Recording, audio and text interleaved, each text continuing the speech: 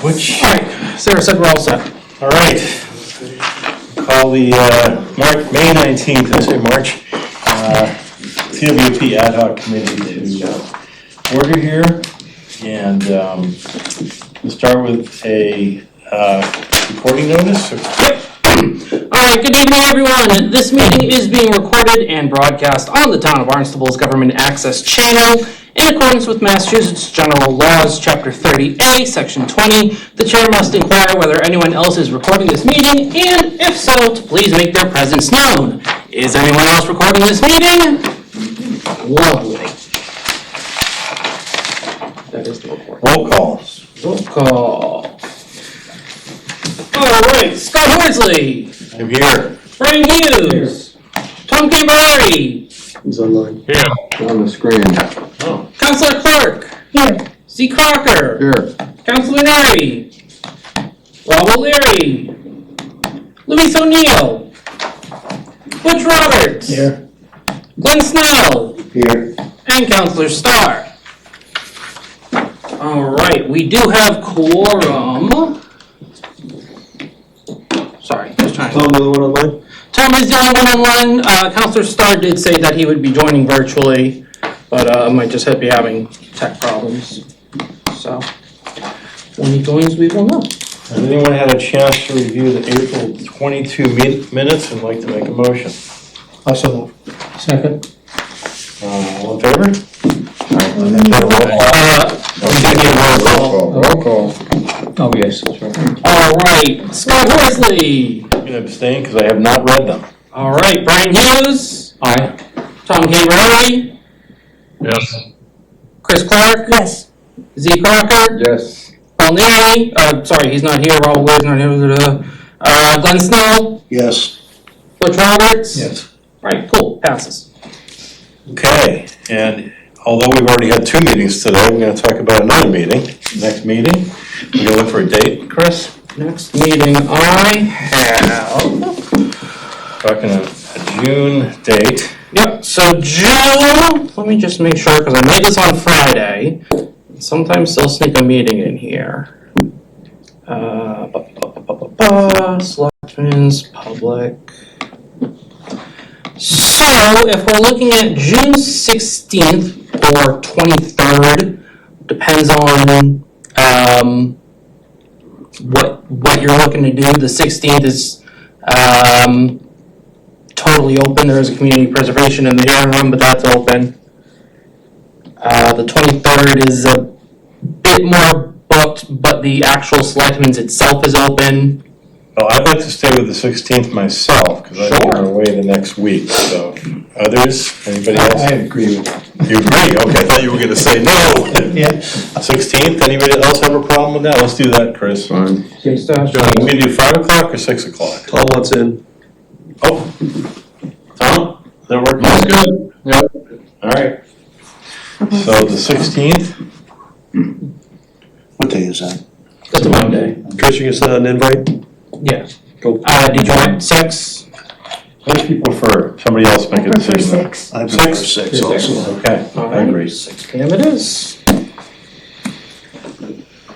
6, very good.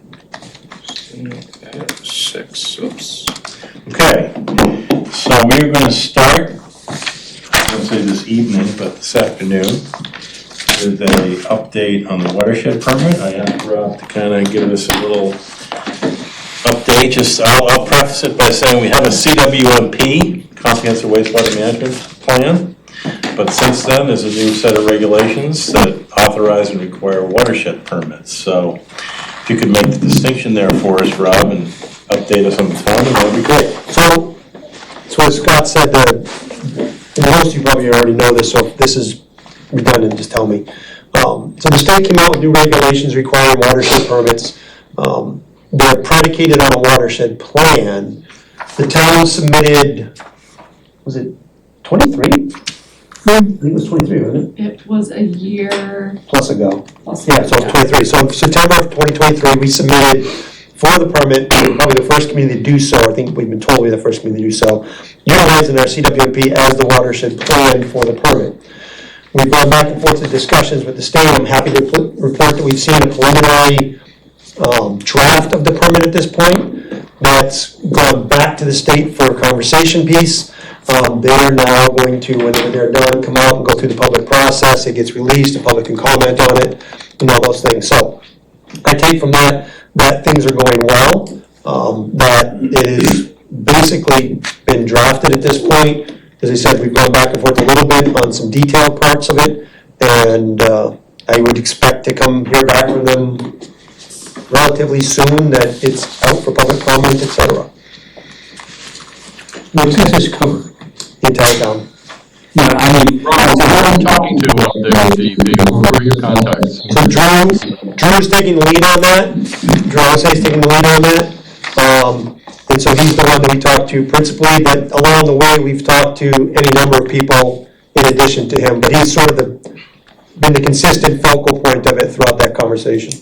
And Brian, what was your question? I I didn't hear mean, it. I didn't mean geographic area coverage, but action coverage. What does this cover that the town would be doing? So what the permit does is, if you remember back when they bring in the regulations, the town had sort of two choices. One was to sort of get a watershed permit and move forward. The other was to immediately get into a 5-year window of having everybody have to replace to an IA system. So this prevents us from having to do that. It doesn't exclude us from going to IA systems in certain places, but it prevents us from having to do that.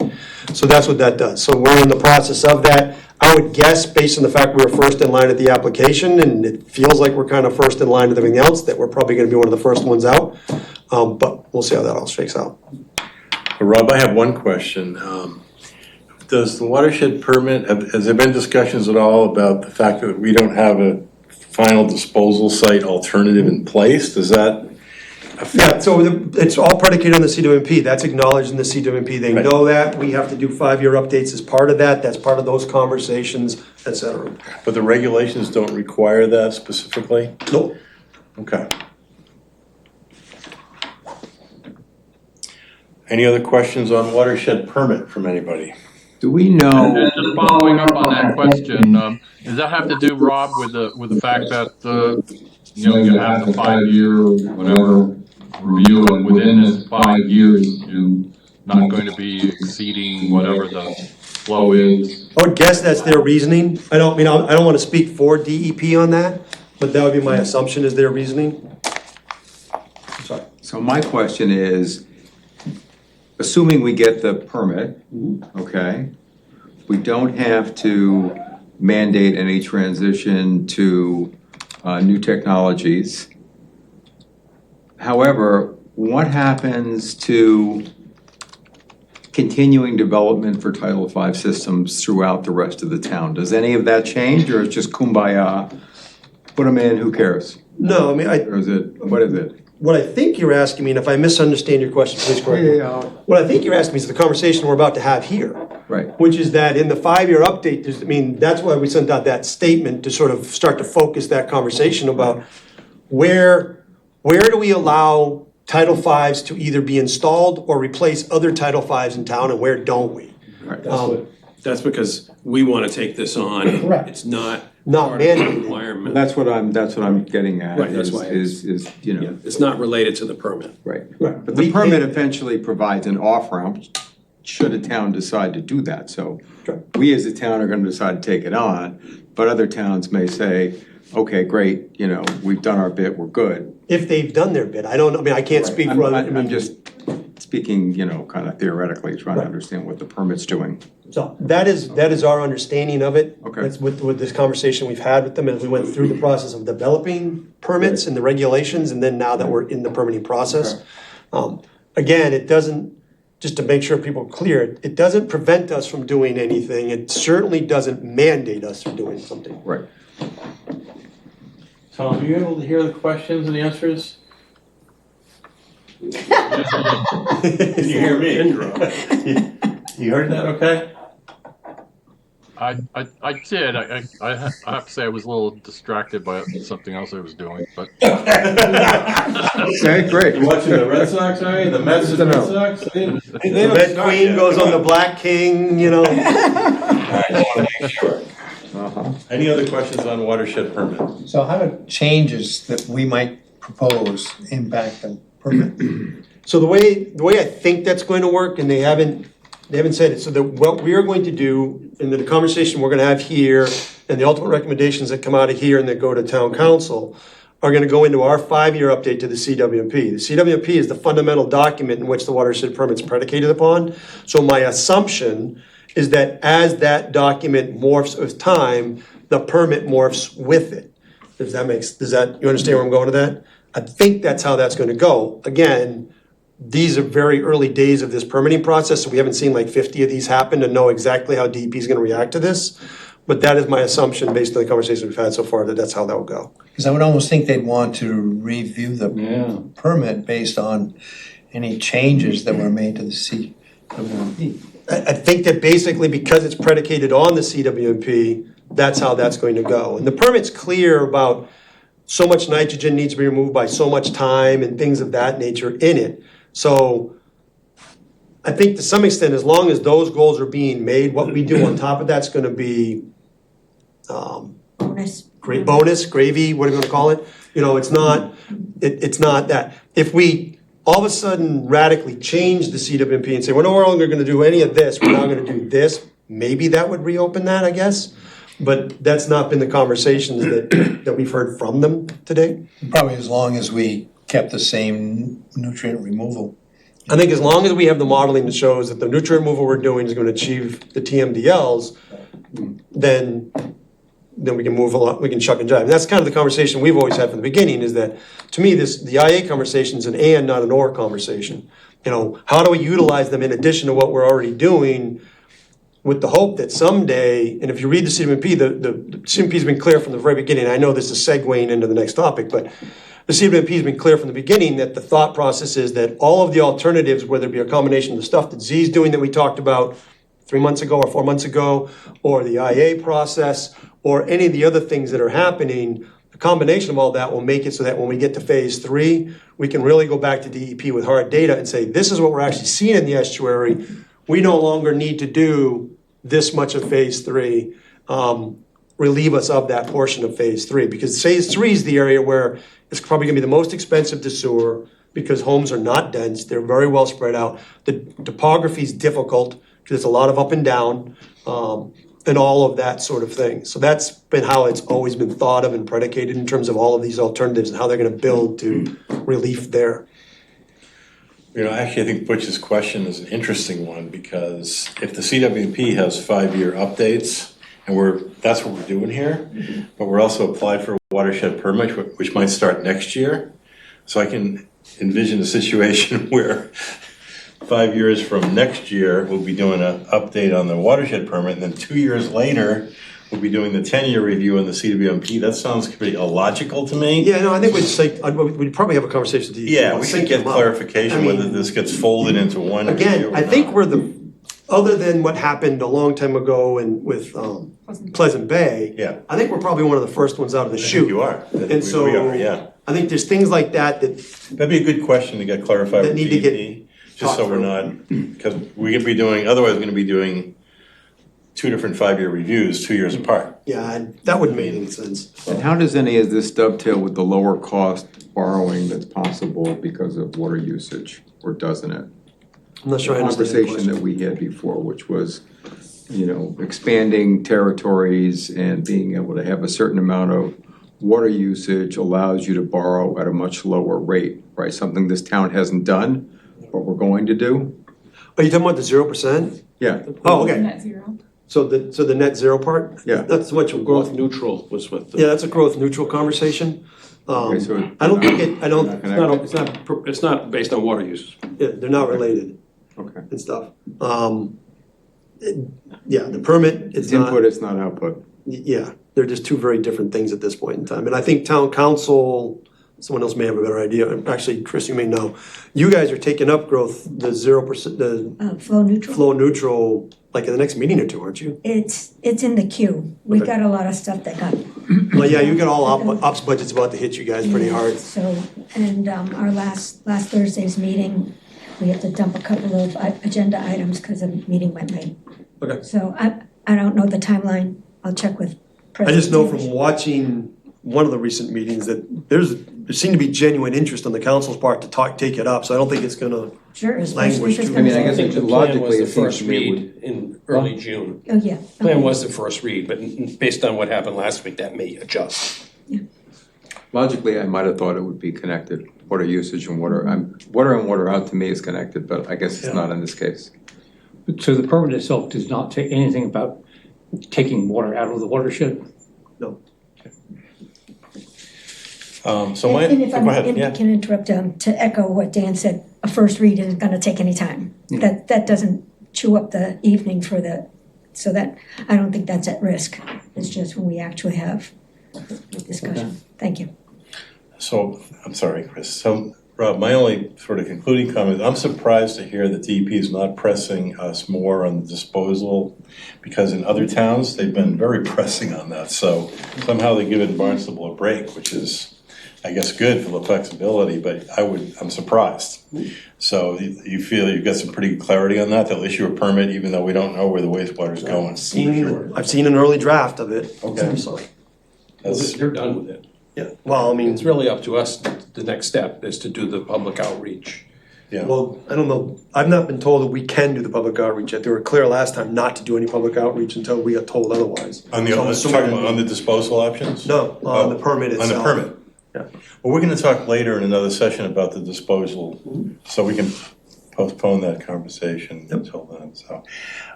Okay, I suppose, Scott, that, the fact that Barnstable has, a disposal spot puts them way ahead of the game from a lot of the other CWMPs that, we're starting from scratch without any site at all, so, that's true, except that our really capacity there is pressing the down on question, right? anybody else that didn't have anything.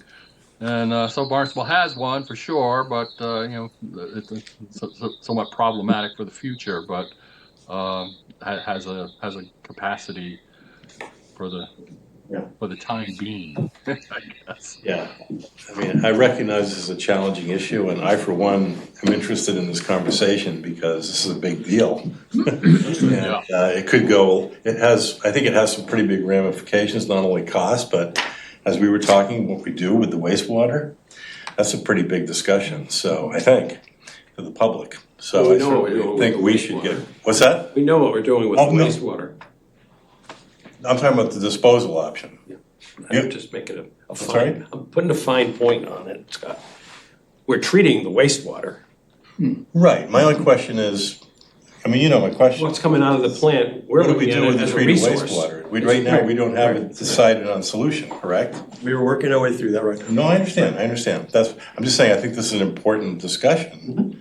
And I think What's interesting, I know Yes, the the water town quality, council- what's that? Water Quality Committee in Falmouth is gonna get an update on their offshore yes. plan on Wednesday. I have not seen it, but that's what I hear. Well, let's move on. This is a future, I was just interested in context with the watershed permit, that's all. All right, well, let's overview of the Mass Tech visit. I think virtually everybody here, everybody on the committee was there today, so thanks for your attendance. I just have a couple of trivia questions to test your attention. So two acronyms, and these will both be educational in addition to testing. One is, We get to abstain from those, right? what does SUP stand for? What's that? Anybody, SUP? SUP, septic utility. Utility. Yes. And what is a septic utility program? What's that all about? It was an RME, right? Excellent. The system to manage all the septic systems that we're gonna have, if in fact, or the IA, Start if to in fact the finish. town goes this way. Yeah. So that was good. And my last one is, Tom, this one maybe is for you. What is BANRT? B-A-N-R-T? You learned that today. Oh, best available nitrogen Removal technology. reducing technology. Good job.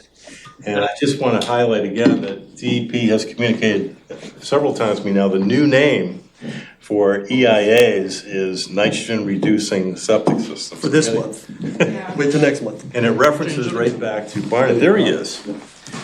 This marked Mr. O'Leary down as being late tonight. Yeah, I'm sorry about that. I'm glad to have you, sir. No, I thought it was they gave us a great presentation. Started with about a 1 hour session inside. I had to leave for the outside tour, so somebody who was there for the outside tour. That was interesting. Okay. Yeah, Yeah. So you guys, those who are not familiar with it, feel like you learned something today. absolutely. Good. Did you guys get the It was UD good. part too? Sorry? Did you get the UD part too? Yes.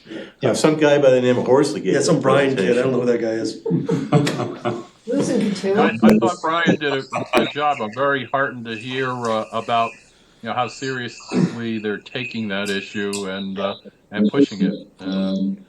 It seems to make a lot of sense, and it could be very good. With the the cost of kilogram removal of conventional infrastructure is like $13,000 a kilogram, and for nitrogen urine removal, it's like $1,000. Quite a big difference. So I think it was, glad to hear that it was helpful, and that's a great segue to, Can I ask a question? Yes. before you move? I was unable to go because I was. we noticed. We noticed, but I do. To what extent are these states certified, these systems? Did that come up in the Oh, yeah. discussion? And Well, there's what's the situation well, there? certified, there's Whatever the three levels of approval. All right. Pilot, provisional, general. Okay, And pilot is kind of like what it sounds. yeah, Big deal, you can only put a couple of them in, you gotta do a lot of application. okay, Once you get to provisional, there's no limit how many you can put in, so the door is open. The only distinction is that the testing inspections is more frequently until you get the general approval.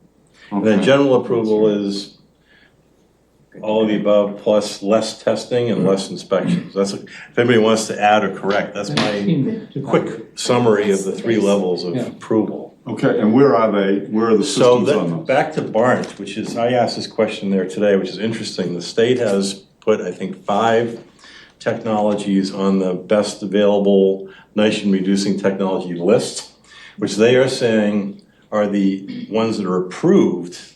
If you were to do option 1 that Rob was talking about earlier, which is everything has to be upgraded within 5 years, that was one of the, maybe just take a step back, the watershed regs say you can do 2 choices. Everything in the watershed has to be upgraded within 5 years, or do a watershed plan. Now, we're doing a watershed plan. But if we had selected doing option A, which is upgrade all the septics, then the next question is, what can we use? Now, back to your term, what's approved? Right. And the answer is anything on the BART list is approved. On the BART list. And that includes some general and some provisional. So there's no distinction. In fact, the interesting thing is the provisional systems perform much better than the general approved systems. Why is that?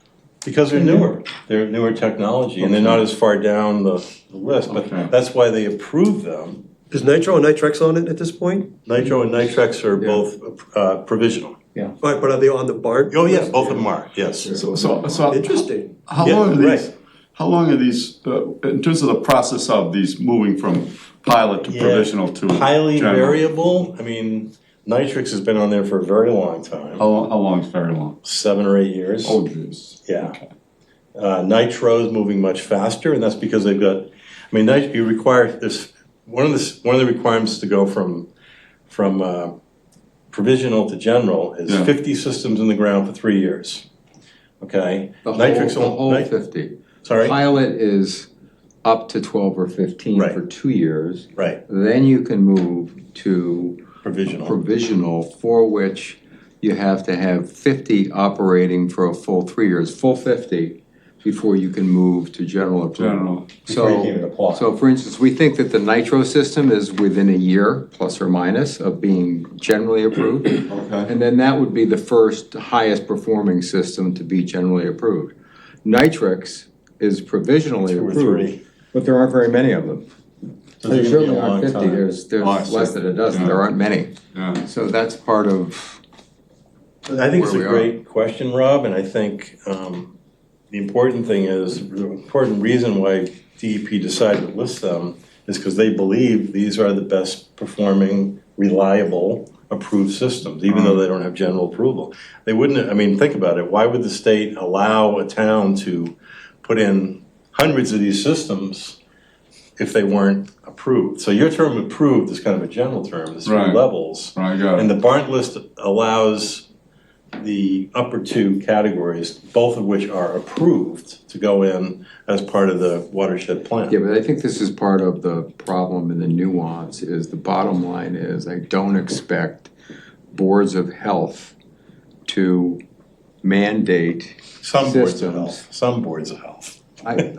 Some boards of health, I generally don't see, you'll see many boards of health. See, I thought that Barnes, I mean, It is. we're kind of in the discussion, but I thought that Barnes approval would give them the cover they're looking for. You would think so. I think so too. I think I think that's a game changer to, well, we have to have the conversation with I agree, Tom, Rob. but Right. I think that might be a game changer to them, because there's now, you know, there's now some sort of, even though it's not generally approved yet, there's now some sort of official sanction for them. That's the way I look at On it. this. I would look at it that way too, but I'm not sure it's gonna be looked at it that way. I mean, we got two different regulators here, we got the local board of health, we Yeah, got that's DEP, We so. just gotta get in front of and ask. Right. Other provisional Right. and general. The only difference is the amount of monitoring you have to do. I'm just surprised they're putting provisionals on it, which to me means they feel very comfortable, they're on their way to general. Yeah, yeah. This is They exactly. just need time.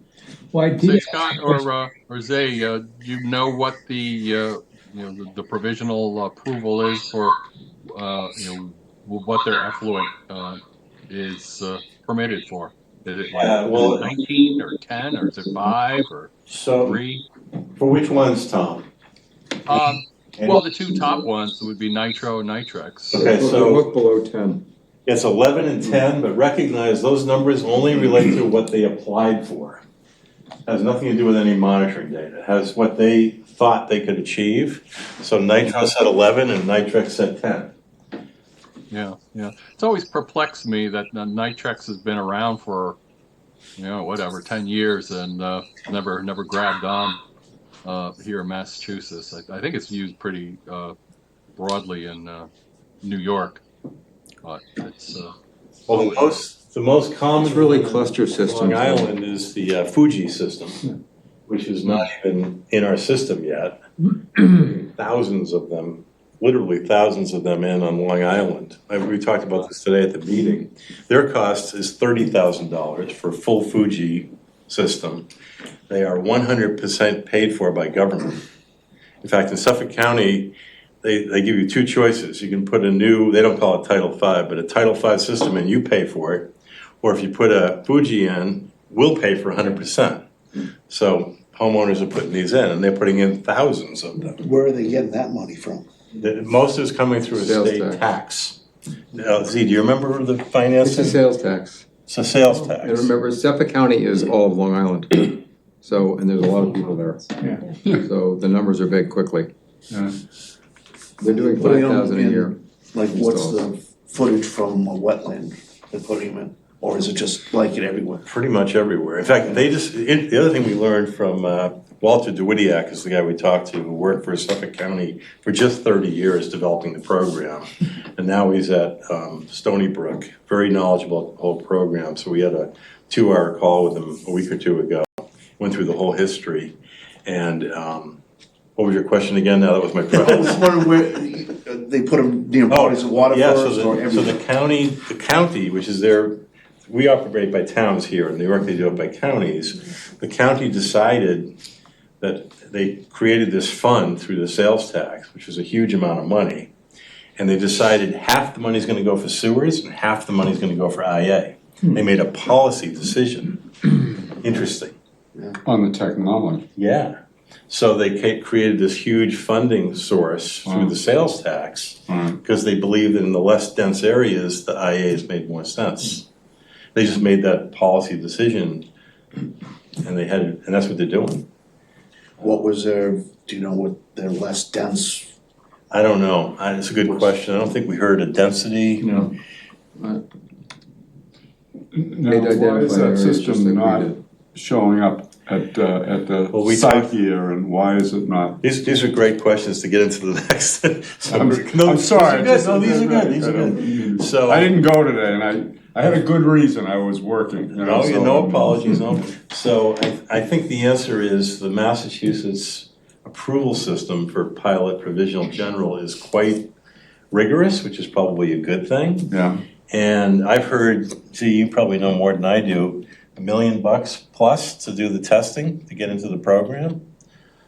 Now, Fuji's a big company, you'd think they'd have the money, but I I don't think there's a know. lot of consternation that it takes so long to run through the process. Yeah, But on the other hand, I think that people like Brian Dudley would be saying it's a good thing we did, otherwise instead of having 3,000 or 5,000 systems that really don't work well out there, we'd have 25 or 50,000 systems that really don't work well. Because a lot of these older technologies don't perform at a particularly high level at all. Right. Even the systems that they're putting in Long Island, I think. Yeah. Including Fuji, which is not a bad system, but these systems, they said today, are probably 12 to 15 milligram systems. Yeah. And I think our hope and goal is to get something well below 10. The other thing, Currently, the plant's at 6, 7, and you're gonna 6, get to right. 3? We're gonna get to 3. Is that right? Yeah. So we would like to be sub 5, I think. The other thing to think too, ultimately. when you're thinking about Fujis or Nitros or that kind of stuff, is that one of the problems I've always understood with the Fuji system is that when the Fuji system's not working, nothing's working. Whereas in the Nitro system's not working, you basically have a Title V system and you're not removing any nitrogen. So the worst and that's always been the argument we've made when we're talking about allowing the Nitro system, it's that you're no worse off than a Title V system on its worst day. You know, so there's, as the town starts to wrestle with, you know, we're gonna get into conversations about where I should be and where they shouldn't and that kind of stuff. But at some point in time, we'll also get into conversations about, okay, now that we've defined that, which IAs, which ones are on the list that we can allow or we wouldn't allow. There's other issues to it other than just Long Island's got a ton of them. And that is, you know, what are the characteristics of each of these individual systems? How does it fit into how our constituents are gonna live with it? And how does it fit into sort of other environmental goals? I.e. the Title V system's effective at doing what it was meant to do. It just doesn't do nutrients. If you lose a Fuji system, you lose all of it, right, front to back. So that's always been a conversation as we've talked about it there in-house. The other part too to your question, Rob, which never made sense to me, and I know you've been frustrated by it before, but I'll just state it for the point of record, is that the way the state's levels work is they only take into account systems, as I understand it, in the state. So there could be 10,000 systems in Long Island that are doing something awesome, and unless it's happened in Massachusetts, for some reason, that data is not viewed as. they do claim that they will accept data from other states, but I don't know. Have you seen them do it? I haven't seen it happen. Yeah. But we've heard this conversation. Because in theory, the Fuji system should be able to walk up and go, this. Yeah, right. We got 2,000 of them in the ground that have been in there for 5 years. Here's the monitoring data. Here we go. Can we just get right to the end? And Well, my understanding is EPA Regions 1 and 2, which includes New England, New York, had a project to look exactly this issue about reciprocity of approvals. Mm-hmm. And apparently, all the meetings and the reports went great until they sat down to sign the agreement, and they said, maybe not. Yeah. Why? So they I don't know, but they got nervous. Has anybody at the end. brought this up with DEP? Oh, yeah. This is I mean, He's who we're talking. I would think the towns would be. Well, I used to talk with Brian Dudley about this all the time, and I would see him sit in meetings, and he'd get peppered with these questions. How come you won't accept the Long Island data? Yeah. And he said, send it to me. I will, send it to me. And nobody ever did. So it's unclear exactly why it hasn't happened. But the other guess I would have is Fuji's pretty darn busy in Long Island. So for them to spend a bunch of time in in Massachusetts, when they can probably barely keep up with they're literally putting in thousands. There were like thousands of these going in Suffolk You County. said 5,000. You said 5,000. Yeah. Well, consider the market size. They're a much bigger market down there. They don't need to care about us. Right. That's exactly right. I think that's true. That's my guess as to why they're not knocking on our door. Yeah. but who knows? Plus, they probably know that they can't do as well as nitro. I think that kind of is the point, even though sometimes I know like I sound like a salesman for the one system that actually works really well. I did talk to somebody from DEP this week who said, and I used my penicillin analogy, and this guy actually liked it and said, Why don't you repeat it for everybody? I thought I said it here, maybe I didn't. So my penicillin analogy is, when they invented penicillin, nobody said, I'll wait for the next antibiotic. I want the third one, that will be better. Everybody said, well, no, it'll save my life, I'll take it now, thank you very much. So I kind of say, if we have a system that works really well, we should go with that. And this DEP fellow was saying, I do believe in the market, so if the system's working that well, other people will chase it. Other people will have other products, I have no doubt. I think it is frustrating that the timeline might be long because it's Massachusetts and that's the way we work, but I do think that, we have some good stuff now. Long Island, what I do think they have that's something we could aspire to is they figured out how to pay for it. Right, right. And I think that's kind of the missing link. And we talked about that a little bit today, and the SRF funding, or no SRF funding. I think those are all critically important to Two quick comments from me. I love your penicillin analogy, but COVID's a good one too. Because all those shots we got were not approved. They never got final FDA approval, right? Moderna? That's more controversial, that's why I didn't. Where are we going, man? We need to get through this meeting in the next 2 hours. Let's go. All right, this has been a good segue and background. So we are now going to discuss recommending a policy on NR, nitrogen reducing septic systems. So given what we've learned today and in discussion, what do we think about recommending? I think we've already heard a little bit from Rob that maybe a good starting place for this is phase 3 in the plan. So, can I just, let me please start. Please. So what I would recommend the committee think about, because it's a huge topic, but if you want to sort of boil it down to the essence of it is, and it kind of goes back to the stuff that Dave and I have talked about over the years, it's nuts that we allow Title V systems to be replaced by Title V systems in certain areas. Now, we've never defined certain areas before. So I think a first good step is to say, where does it not make sense to put in Title V systems anymore, regardless if that's a new home or it's an existing system that's come either to the end of its natural life or the home's being sold or whatever reason, that we do that. I think that that would get the committee then sort of into the conversation and stuff. And then that brings up the conversations that you've had before, that Amber's presented some data, has some data for you guys tonight on how many homes within so many feet of the water. Because as you look at this, and as we've debated it, there's any number of ways you could do that. Amber and I at the beginning of this were like, okay, where's the scientific proof that it makes a difference if it's 500 feet of the water or 1,000 feet of the water? And we really couldn't come up with anything. So then are there any sort of already existing boundaries defined in the town? And there are, based on zoning and things of that nature. Is there a geographic boundary, south of 28? Is there a conversation that's the entire town? So I think the committee's aperture could be anything ranging from within 10 feet of the water boundary to literally the entire town. And so I think there's a wealth of conversation to be had, and my expectation is it'll take you more than a meeting, probably a couple meetings, to really sort of talk through where is it that we want to sort of implement a regulation, because we'd have to go to town council for a recommendation to a regulation, and they're gonna have to get, Board of Health on board, that we want to implement and say, look, we want IA system, we do not want Title V systems going back wherever this happens to be. I always go back to, and I mentioned it here before, when I lived over in the shadow of the water tower in Centerville in 1992, or whatever it was, and my cesspool died, and I went to the town and said, okay, my cesspool died, and they're like, okay, you can't put a cesspool back.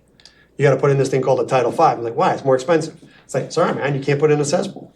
To me, it feels like we're sort of at that point again, where it's now the technology's evolved beyond and stuff. Again, how that connects to the CWMP is all of these alternative technologies we've sort of lumped together in terms of all the various work that's on it, so that when we actually start seeing tangible results, we can go to DEP and say, okay, we're getting these kinds of results out of the 3 bays area particularly. We'd like to be able to take away this and this part of phase 3, which are expensive and problematic and stuff. And oh, by the way, those people already are on IA systems and it seems to be working out just great. Or whatever it happens. Let me add a couple of thoughts to that as preface. One is the model that we've all been using is the Mass Estuaries Project model, MEP. It's at least 10, really 20 years old, right? It was, at the time, it was fantastic, but it's the famous modeling line, all models are wrong, some are helpful. This model's wrong too, like every other model. Meaning it wasn't perfect, and it's clearly not now. So, and the other thing is, it's getting warmer. I still believe that, it's getting warmer. And we were seeing blooms of algae out there. We called Hui, was that 3 years ago, Z? Katuitt Bay blew up early in the spring. What's going on? All these PhD guys from Woods Hole come up. They go, "Oh, it's been warm." Yeah. Right. So it's getting warmer. They send you a bill? Yeah, right. Did you pay for that? So, anyways, the point is, we can't get too, in my opinion, invested that that's the perfect model, and if we do these exact things, everything's going to be perfect. So I would err, and I think we've had this conversation, err on doing more. So in my mind, a policy could be for consideration, if somebody's going to the extent of digging up the yard, putting a new system in a area that's already designated as nitrogen sensitive, why are we putting a Title V in the ground? We know they don't work. I'm curious, though, you said that you couldn't find any evidence that any distance was particularly relevant for a contribution. Is that, did I misstate that? No, what we were looking for was to try to see, so for instance, for phosphorus. Right. The literature is pretty clear that within 300 feet of a water body, Right, it phosphorus, gets taken up. but after that point, sort of locks down. Till all those receptors are kidding. We were looking for something analogous to that for nitrogen. And so, and Amber, I'll let you speak to it because you did the work on it. But what came back, as I understood it, was there really isn't that definitive scientifically rigor. Right there, that makes the difference. So I think it's much more a preference. Where the town feels like it should and shouldn't happen. And to pick up on what Z was saying, the way I look at this is that the CWP is the minimum. That's the minimum we have to do. Right. I think we should be doing some of these other things as well, and I'm hoping that ultimately it allows us to affect the CWP down the road. But I would approach it from sort of that perspective and go it that way. Did I answer your question? Yeah, I mean, I think, to me, it makes a lot of sense to pick X hundreds of feet, maybe not X thousands of feet. So let's walk through the slides. You want to take this from We've got here? some numbers. We do. Amber, it'd be great to see them. She has them. Yeah, so we, during some of the last meetings, maybe the last meeting, sorry, those numbers are really small, but during the last meeting, you guys were wondering about the setbacks from the estuary blocked out in 500-foot increments. So what we produced were some pretty figures that basically shows you the parcels that are 500 feet from the estuary, then the 500 to 1,000 feet from the estuary, and so on up to 2,000 feet. So pink is 500. Scott's colorblind, by the way. Yeah, pink is closer to the estuary is pink. Why'd you put my house in here? Your house is getting UD. Okay, so pink is 500 and Yeah, then so yellow is 1,000. across the Right. Centerville, 3 Red, orange, bays, yellow, green. Pompanesett Bay, and Marston's Mills River, there are 1,800 and I believe 62 parcels within 500 feet of the estuary. Of those parcels, about, I think it's 357 parcels have no septic system on them anyways. And then another 1,062 of those parcels are already in the planned CWMP, and then another 475 are not in the planned CWMP, but are in that 500-foot setback from one of these 3 estuaries or the Marston's Mills River. And would you say they have, certain parcels have no systems? Does that mean they're empty lots? Or? Yeah, they're empty lots. So just visually, this was across the whole town. But for those parcels that are the 475 parcels, within 500 feet of the estuary, but not planned in the CWMP, we created this second figure, so it's easier to visualize like where those parcels are. So you can see like on the west side of the Centerville River, there's a lot of parcels highlighted there. That's because there's no sewer planned in that area. A good portion of like Katuitt, Grand Island, not planned in the CWMP, but are within those setbacks to the estuary. I just want to make sure I understood. These are the same thing as last time, but outside the sewer areas? Yes, outside of our planned This sewer is area. phase 3, is that what you? Nope, it's a no phase. There's no sewer proposed in any of those parcels. To the, Well, this is really dense right here. Yeah, Why was that not part of the sewer? Because it wasn't necessary to remove it as part of it. It's the same thing as the north side. If you go up above 28 there, to get close. that's that whole, right, keep going up. Nope, not Yeah, there. right there. Nope. Go back to the white area between Lake Waquaket and Shubel's Pond, Yeah, right in there. up in there. Very dense, but not required it for a nitrogen reason to capture to sewer that area. So if you look in the Massachusetts Estuaries Report for the Centerville River, it proposed like 100% septic removal from those East Branch watersheds. And that's what we, basically put into the plan, plus some other parcels and other watersheds, sub-watersheds of the river. And it met the modeling efforts. The model met the TMDL for the Centerville River. So that's why that large chunk is not proposed. So this lined up by a distance to the water, does it also fit the sub-watershed map? There's a discrete map that shows. Each of the sub-watersheds? Yeah. Oh, yeah, we could show that. We didn't. It's probably close, I'm We just didn't break curious. it down. We didn't break it down by sub-watershed for this effort. What's the thought process for each sub-watershed there? And, what's that? What's your thought process on the sub-watersheds? No, I mean, it just goes back to me it goes back to time to travel, which is doing the same thing here. Okay. It's just wanting to capture Yep. whatever's hitting the water soonest as being most damaging quickly. Yeah. And wanting to mitigate that. The trouble is, as we said, we know that there's contaminated water behind that 500 feet that's gonna move into that 500 feet over time. So we're kind of just buying time, but I think buying time is worth it. So I do think that we ought to think about the value of time relative to your, climate change and warming. So to me, that's important.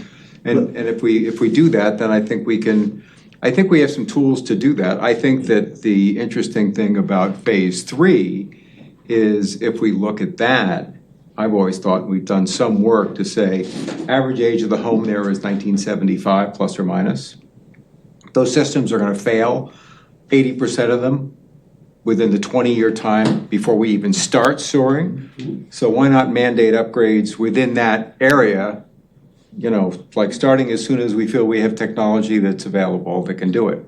And then we're ahead of the clock. So let her run through, this is good, this is where we want this conversation to go. So let her run through the rest of the slides before we get. Can I just, go ahead, you go first.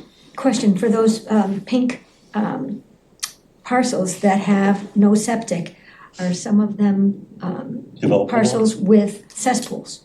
Oh, We didn't look into whether or not they had a cesspool or It's not. not necessarily just vacant It might land, they be. could. Yeah, they could be. Because the way we, as we talked about here before, the way Board of Health knows about a parcel as a cesspool is because it's not anything else, but as a home.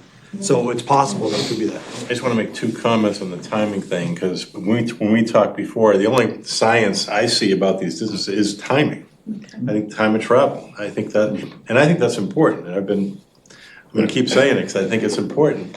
And what I'm seeing is, we asked once to you, Amber, because you've been monitoring the water quality data, you don't see things getting better yet, right, in the bay. So my theory for that is twofold. One is, when MEP was done, and I checked this with John Ramsey recently, it was a snapshot.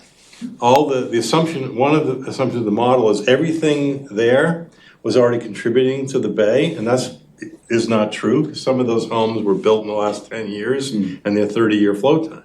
So that's clearly something that was, I'm not criticizing the model, but it's just something they couldn't do. So that means over time, if you do nothing, things are gonna continue to get worse. So it's very possible that we are doing some things, like some of the sewering, that's helping, but there's more and more nitrogen coming from 10, 20, 30 years ago. So so you know, Results of the we've timing. updated a lot of But let me just finish. And it's getting warmer. So I see this, I go out in the bay a lot, and every year we're getting blooms earlier. It's getting, that's just visual, but I pay attention. It's getting worse every single year. So the nice thing about this to me is this will have quick results. This is, 500 feet is a 2-year flow time. So that's all I want to say. So just going back to the model conversation, just understand, we updated the model in 2019. Yep. So we went back and did that and put in new flow data, new water data, new thing, that kind of stuff. So just be aware that, I understand that it was You originally didn't 2000. take into account time of travel, what got there. So you're saying, I'm only speaking to that, you'd said the model was built in 2003 initially. Right. We went back and updated in 19. But it's even still at that point, Rob. I'm not arguing either. Yeah. And by the way, just FYI, there is a USGS model that's being done on Long Island. It's being discussed here now. That does take that into account, time of travel. Cape Cod commissions. So let's keep going. Let's run through your. So, Just on that, before you go, I'm anxious to see the rest of your show. But we have talked about time of travel, and I did send you folks a shapefile of the time of travel output from the USGS model, and so I'm not sure. I hope it's in here, but if it's not, I think it should be included because there's a lot, as you said, Rob, for us to consider and chew, and looking at it with the greatest number of perspectives will only help us try to figure out exactly what's best for the town. So that and as Z said, looking at the sub watersheds as well. So there is time of travel shape files that are out there, time of travel, and so I think that would be useful to see. Thank you for doing that, and I think I'd like you to give us a quick summary of that at one of these meetings, just so everybody, because I know you sent it, but I think we should hear from you on it. And I also mentioned Joe Costa did the same thing in Buzzards Bay. I had a good conversation with him a few weeks ago. He did a time of travel analysis, which is pretty interesting. So I think it's part of the conversation. So, sorry for the digression, but I think these are great. yeah, so time to travel is not in this analysis. We just started with the setbacks. If that's something you guys want us to do, we can look into it before the next meeting. But just wanted to start to chew on this. So the next couple slides are really just the close-ups of each estuary. So this is the Centerville River, so you can see it a little bit closer. Same idea, you have the parcels that are within 500 feet, and then 500 to 1,000 feet, 1,000 to 1,500 feet, and then 1,500 to 2,000 feet. Broken down by the parcels that are currently in the planned CWMP, not in the planned CWMP, have no septic system, and then there's in this particular figure, there are the two columns on the very right say phase 1 and phase 2. That's because for the parcels that are planned for CWMP, we broke them out into what's in phase 1, phase 2. Again, if you were just trying to think about things in terms of when you wanted to make an impact on nitrogen in our septics. So, go back to that just for a second, for just so How do you tell which parcels are in phase 1 and 2 by the color scheme? You can't. It would have been a lot of colors to I guess it would have been CWMP with another this. color overlay. Yeah. Okay. Maybe the outlines of the phase areas would be good to have. But this looks very interesting. Yeah, this is great. Thank you, Amber. Yeah. Yes. 2280 and 500 and something are in phase 2 and another, whatever that is, in phase 1, right? Mm-hmm. Amber, go ahead. Yep. Sorry Yeah. for So the then you have same thing for Pompanesett Bay, and then we have for the Marston's Mills River. This is the outline of the setbacks. Can you go back to Pompanesett? That was too quick. Oh, sorry. So Pompanesett.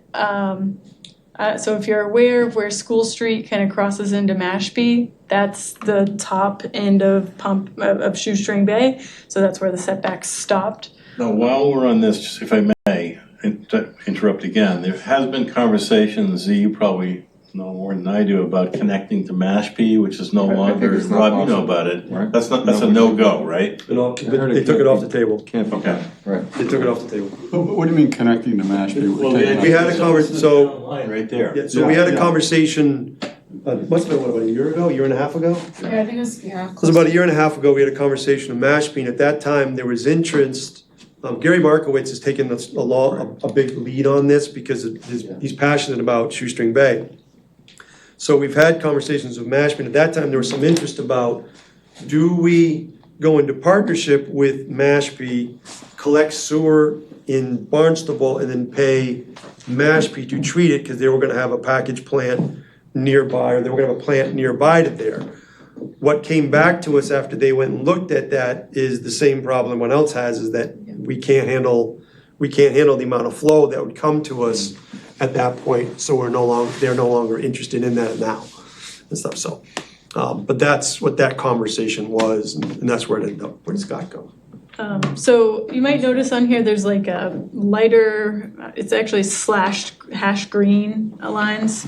Yeah, right there, thanks, Chris. So that's an example of the no septic parcels, I think, what is that, Crocker Neck or something, yeah. Conservation area. Yeah, so, there's obviously a very large conservation area there. Same thing in the Marston's Mills River watershed, there's a lot of land that's held in conservation, no septics, but then also a lot of parcels in the various setbacks for this watershed. And then we have the 3 bays as well. Just showing you where those setbacks are. And then we also did one for the Santuit River, kind of following the same idea as the Marston's Mills River. We weren't sure if you'd want to expand this to include the portions of the Santuit River. So, Amber, with this is a good one to look at. So Santuit River's got, it has to remove so much nitrogen. I would imagine most of that's like over from Mashpee. So one interesting thing is like, well, out of these that would be, within a setback, I don't know what, choose maybe the 1,000-foot setback. How many would it take to take care of Barnstable's share of this particular watershed? I think that's kind of another part of the math to consider, because we have this issue of saying, let's pick something arbitrary, 500 feet, 1,000 feet, 1,500 feet. But then the other thing is like, what do we achieve with that? And to help justify the nexus of choosing a particular setback. So Tom, you've landed on the one watershed where there isn't a current plan in place. So the thought process there was, when we were looking at this, which initially to try to go, where it's actually now trying to go with more of a hybrid system there, we looked at, can we do it with an all IA system, and we just can't achieve the TMDLs that we need, we can't achieve the nitrogen removal we need to do. So what we've talked to Gary about is, do we do something where the sort of the main roads, for lack of a better term, are sewered, but then those small there's a lot of little finger roads that run into Shoestring Bay and homes that are in there that are difficult to get at with maybe a more traditional system, and those would then be targeted for IA systems. So there's a mashed up hybrid plan of it. We've not run the modeling on it yet. We're still waiting to do that. But that's kind of what we're thinking in there, if that sort of gets at your question. and then you still have the question of what is our share? Right, but that's a Share different in the discussion. watershed. But you're saying you know your share and you've run the numbers for Our share is, IA. so we've got 9%. So we own 9% of the watershed. And initially, so if we go way back when, initially what we're gonna do is trade that away. But then Gary came to the front and said, look, I understand you can trade it away, but Shoestring Bay is really poorly affected, and the Barnstable side is also part of that. So that's where the stages came into the CDP. If you read the CDP, that's where the stages came into that. And we pivoted off of that to the stages. At that point, they weren't tied to a phase because we weren't sure if we were going east or west. It's now pretty convinced that we're not going west anymore. We're going to go east. So And then the conversation since morphed to, do we go for a hybrid versus just a purely traditional plan there? We've not been able to run the numbers yet on the hybrid to see if it will work. Previous efforts where we ran pure IA numbers didn't, and so that's where we're at in the conversation with that.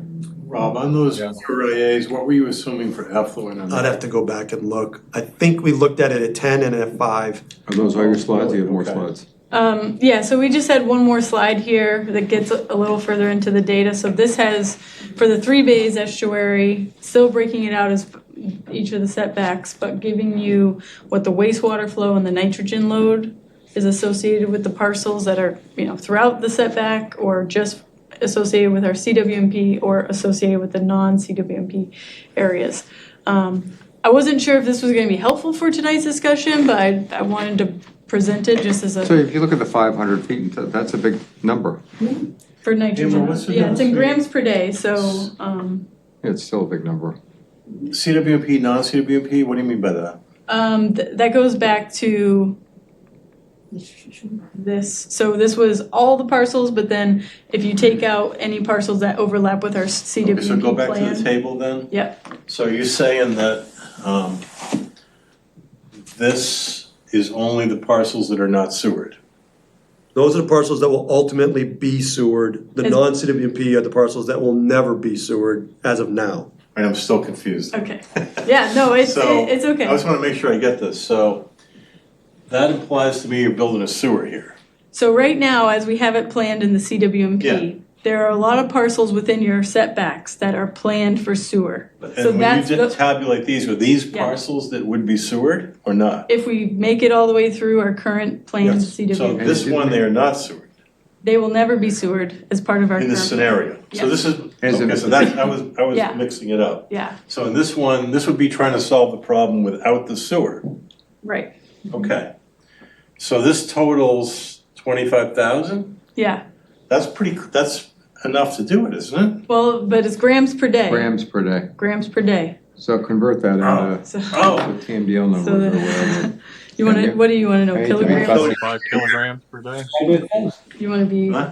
Divide by 1,000. Yeah. no, but it's per year. Well, I mean, you can just leave the But raw then- numbers. Divide by So, 7, multiply so times for the 3. CWMP that's not bill, about 9,000 kilograms a year. Oh, 9,000. okay, so it's Okay.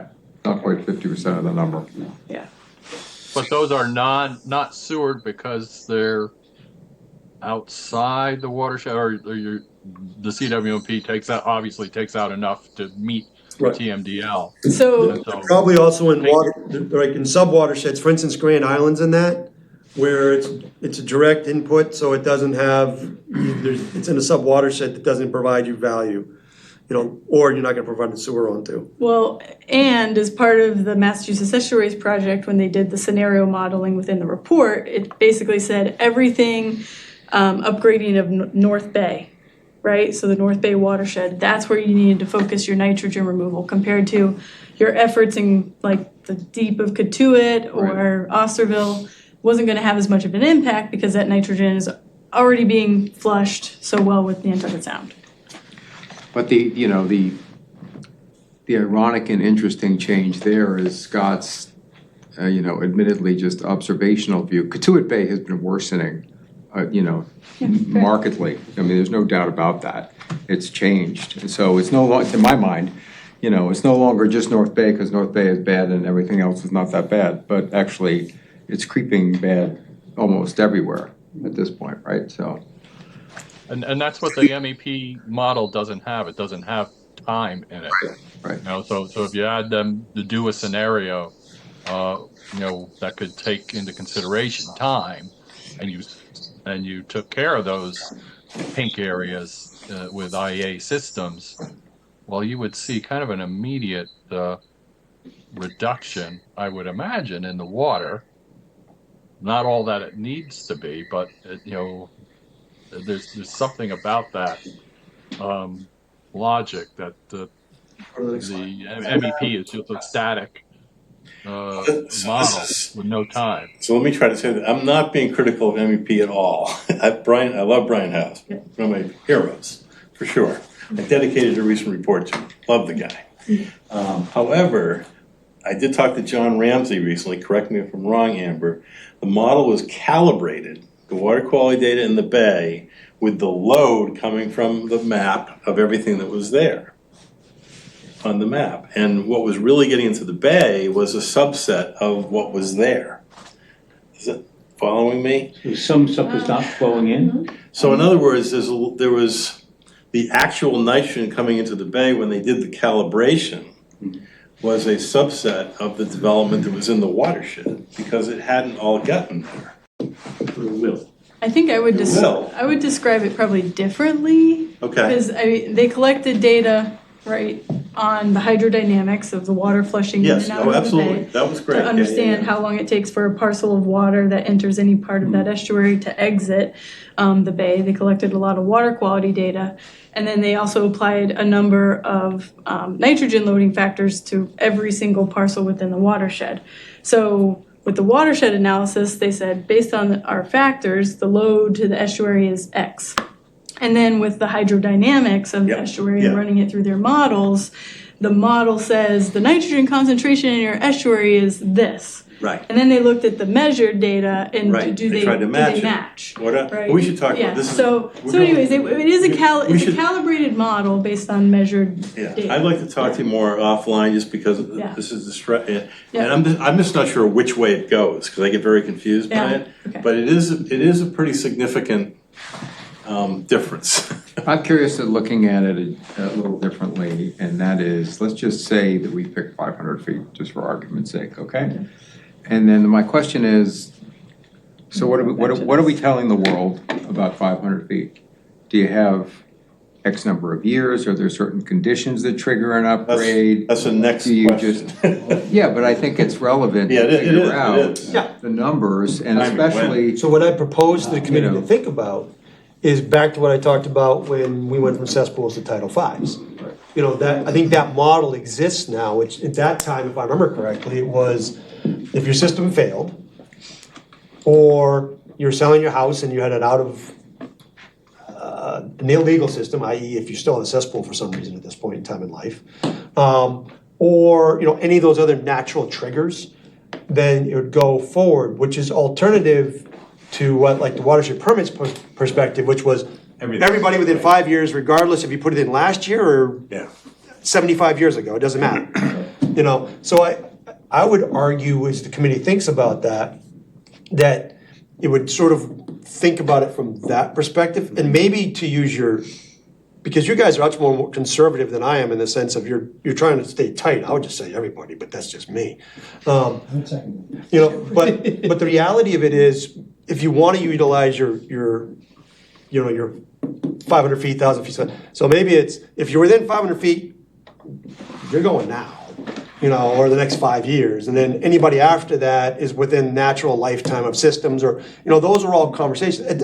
Ultimately, it's gonna end up at the political realm. So Right. So that's I'd the like to kind of thing I understand. wanted to start to look at, because we can kind of look at some of that by how many transactions are there, how many failed systems are there. I mean, Board of Health has a lot of these numbers, right, to know what are we seeing 5% turnover a year, 10% turnover a year? I don't know what the numbers are, we could. What is it like that, There's Chris? guesstimates. I agree with you that the DEP backstop of everybody in 5 years is pretty draconian, and they got a lot of bad comments because of that, and they even knew it was impossible. So I like the homeowner initiated issues. Build a new house, put an addition on, add an ADU. Your system fails, you gotta dig up your yard. Those are the times marginal cost. Landscaping's the same, right? You're already digging up your yard. So I think I would just put that on the table instead of saying everybody gotta do this within 2 years. Give the incentive. Z, you've talked about trying to promote ADUs, right? Yeah, no, I think there's carrots and sticks we could use. One of the things you might do, I'm not sure how you do it, but you might make everybody design in a system even if they don't put it in. Yeah. You know, that might be relatively Or something to get people to think about. Or if you're gonna design in a system, and so if you're gonna put in so if we were going to allow them to put in a septic system, a Title V septic system, they have to leave room for the middle tank. Right, well, that's. So that way in the future, it's just a matter of pop in the middle tank, it's not replace the whole thing. Right. You know, I don't know if you're comfortable with this, Councilor Clark, in terms of talking about where do you think because ultimately it's gonna be town council's decision. Where do you think they are in terms of some of this additional, I mean, do we need to stay as small as possible because they're gonna wanna do as little as possible? Or where do you think council is? Do I'm you have not a so sense? sure I could say, other than there's an election coming up next fall. So half the council is gonna be up for election. That's So interesting. whatever, well, if it's gonna mean money, you're not gonna get a lot of support. Yeah. It's fair.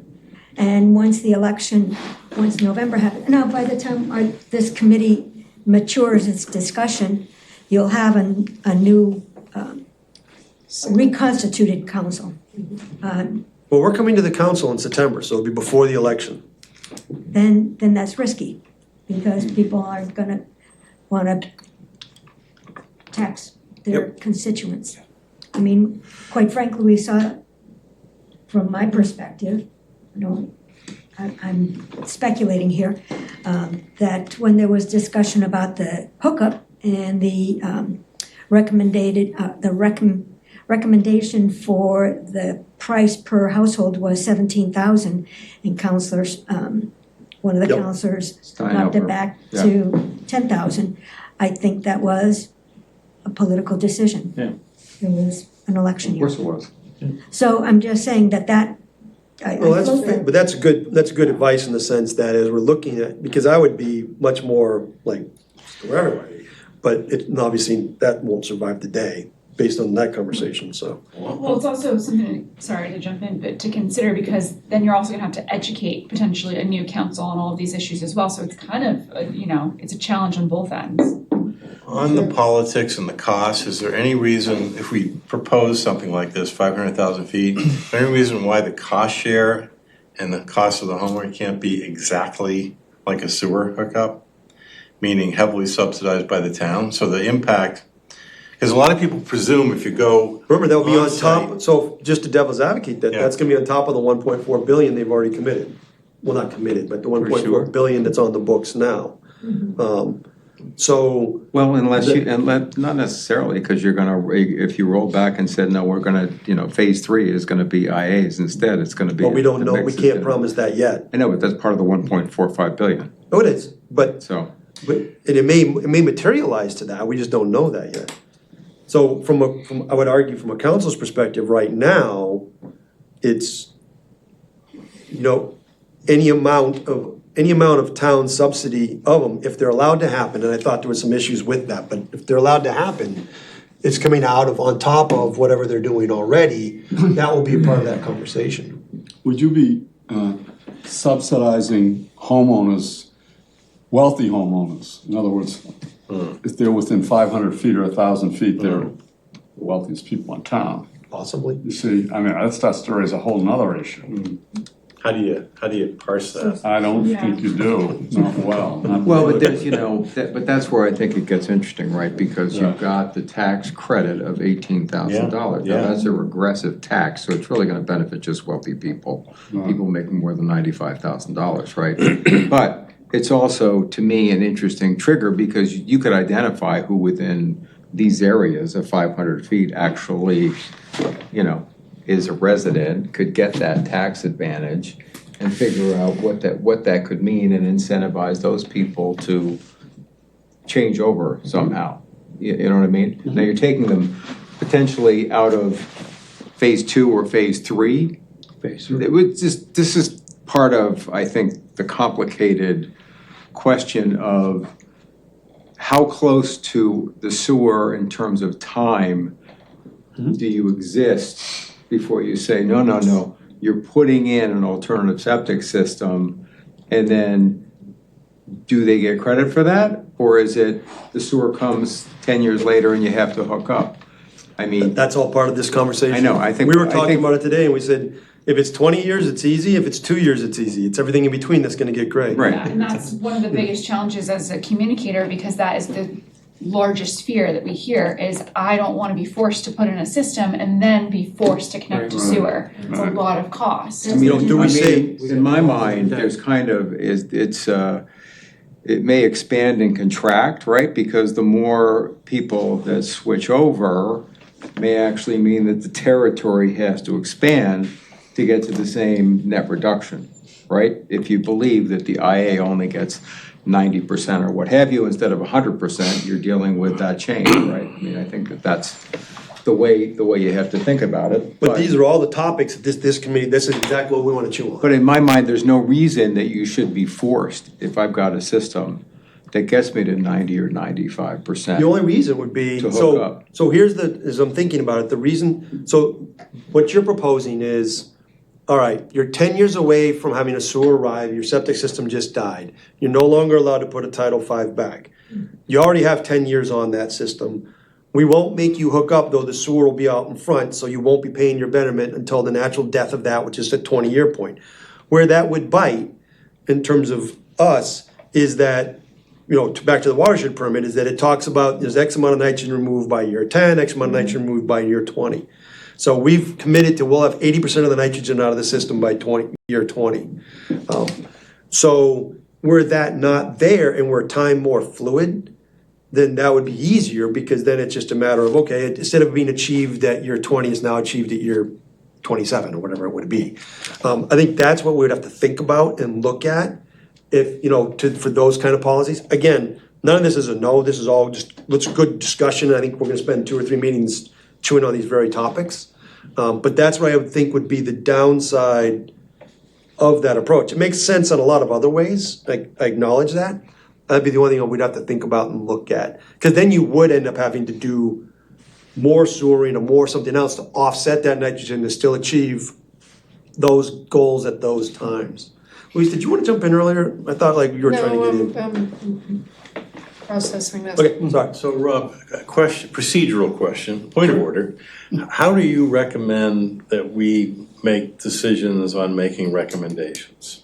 How would I recommend it? Yeah.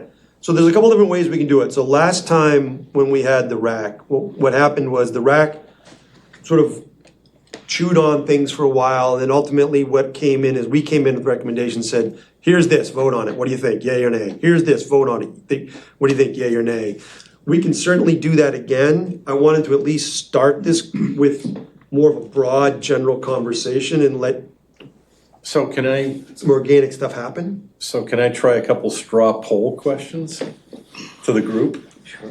Just to give you some feeling, maybe you already got it, but how many people here, thank you very much. This is really helpful, Amber, what you did I here. just have one more question. Yes. Are you asking me to also break those numbers down based on less than or greater than 10 years? Greater than 10, Time to travel. So the MEP had things broken down as less than or greater than 10 years? no, I don't think so. I think this is great. Okay. I think this, we can link this to the time, 1,000 feet is 3 years. Yeah. Hey, Scott, I would like to see the time of travel done. Yeah. I mean, they've got This the, year's time to travel areas, Okay. yeah. Might be a little And different. how does that differ from the distances? I don't get it. Z showed one of It's quite different, because one of it's- his presentations, but it depends on where you are in the watershed. Are we gonna assume 1 foot per day? Yeah, what? It's quite different. When you look at the time of travel, it goes up some of the rivers and things like that It's very different. as well. But then you- So we really need to take that into consideration. Did, but it doesn't necessarily Will review. you understand what he's saying then? Yes. All right, well, do you mind doing it? I'll see what we can do and I'll get back to you if All I right, can, but I think okay. we can do it. So. My mind keeps being drawn back to the Shubal Pond where the model said, oh yeah, it's flowing east. And you measure it, no, it's actually flowing west. Which is, I think, is an important consideration. Yeah. But actually, I was looking at, I think that we need to look at the time to travel. We need to look at the sub-watersheds to some degree and just kind of look at some of them. I happened to be looking at Lake Wequawket, where according to the USGS models, it's kind of a teardrop that goes from the west and then flows in, as a band to the east, and it captures just that zone. Now, we're gonna put sewer around the edge of that, but if I were king of the town, I'd say we better get after that particular sub-watershed and figure out what we're gonna do there. That to me, versus a lot of the other area, which may not be important to your point because the water's flowing around it, or it says it's not, I don't know, we can actually check some of that. but that's where a sub-watershed may be important. But I think that the money question is gonna be, in my mind, is particularly germane, because if what we hear from Long Island is a thing, and I think it potentially is a thing, and we talked about this today, we talked about the failure generally in Title V systems is the leaching field. And we talked about the work that they're doing to shrink that leaching field by 70%, which would save $7,000 off of the number for putting in one of these systems, which, you know, has implications. They also, in Long Island, have taken steps to drastically reduce the cost of engineering, which to me is another exercise that we need. They don't, no engineered plan. Take an existing plan and hand sketch. My point is, if you work those numbers, and if we're right, there's a lot of ifs here, but if you can get down to $35,000, and if you can say roughly 60% of the population, and For IA, that's the Title math. V.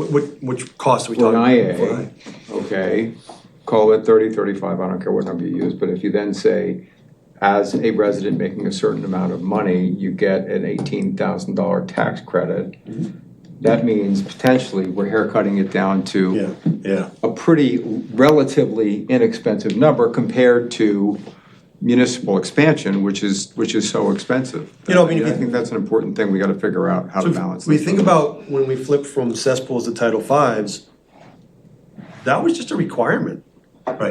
Right. There wasn't a financial incentive to do that, it was just, you're no longer. Does anybody know the cost of a Title V versus a new AI? What's the cost? 25, 50. Depends on where you stick it in the ground. No, I think a Title, 25 I think a Title Title V new would be, 30? you know, I'd say 16, 18, something like that. You think so? How much?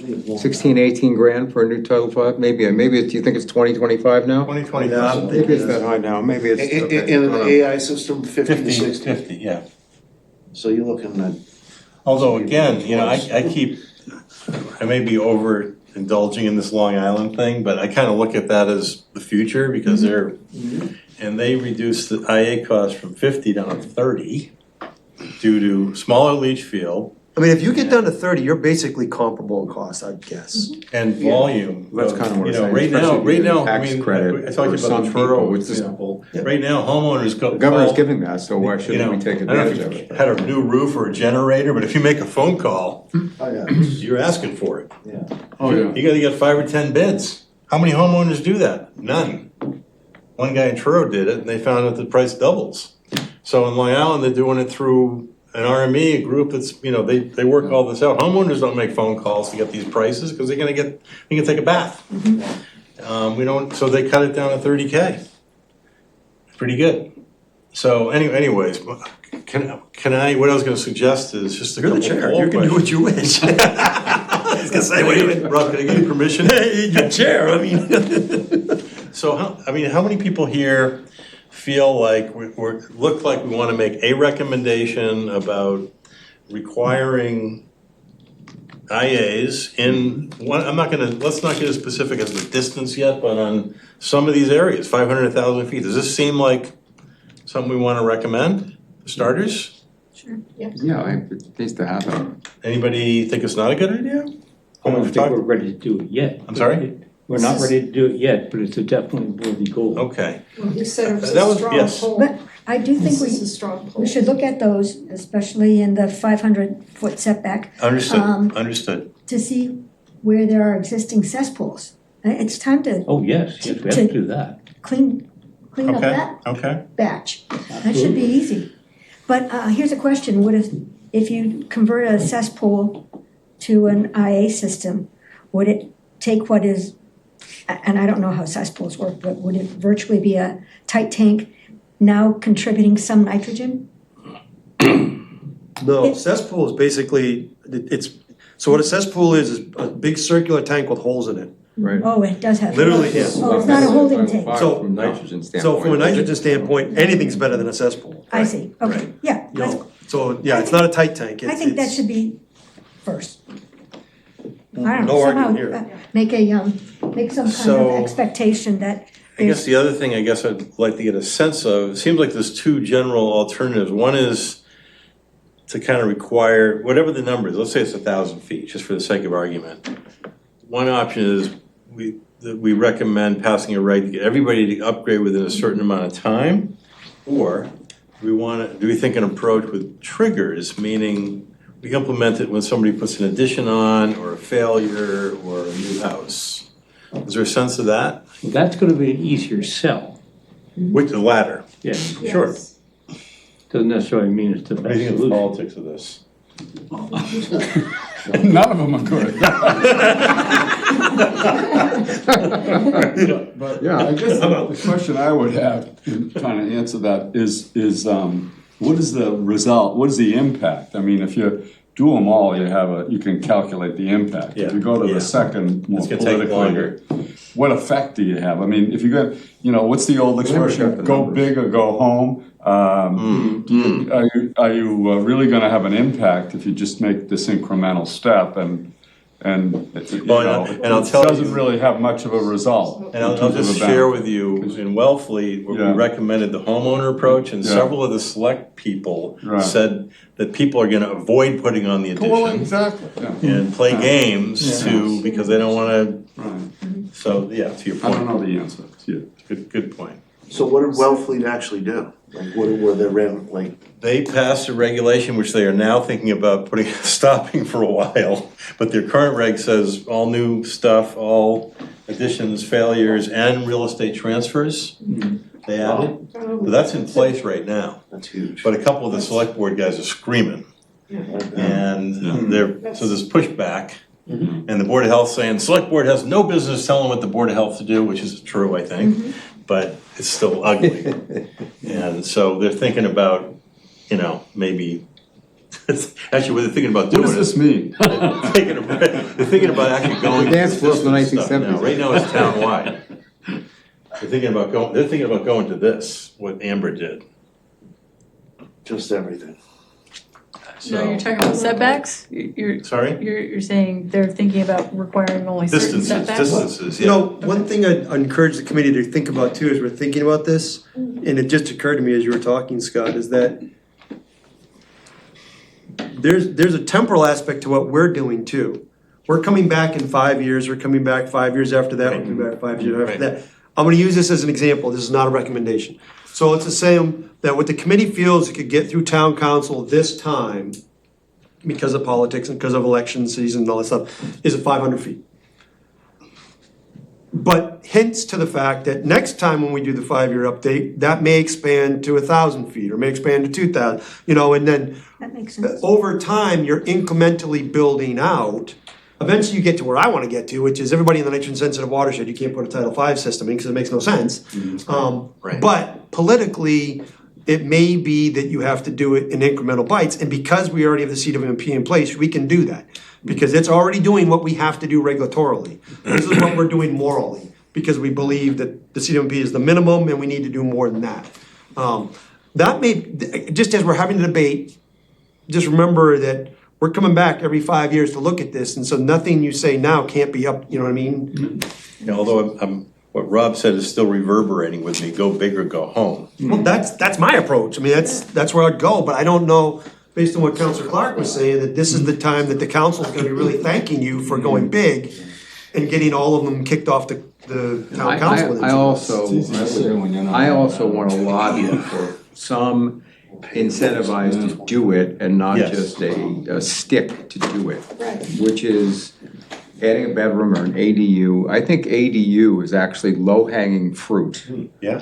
And Yeah. if you incentivize people to put in ADUs, recognizing that we're, adding the number, but if they're putting in, a IA at the same time and NR at the same time, we still end up with a net reduction of 80% or whatever it is. The numbers are still powerful.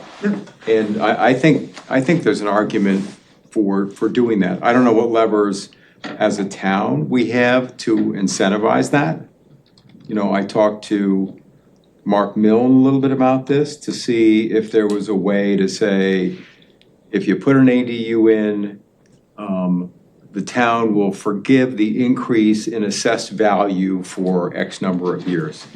Dan would say, why should we do that? But, I think that could be something, or maybe there's some other Are we way. legally able to, did Mark say you could legally do that? He said the state legislature would need to do something to allow the town to do that. I'm not A an home expert. rule of some sort. Yeah, I'm not, Rob may know more about that kind of thing. I don't know. I don't know what the mechanism is. I'm just thinking out loud about the mechanism.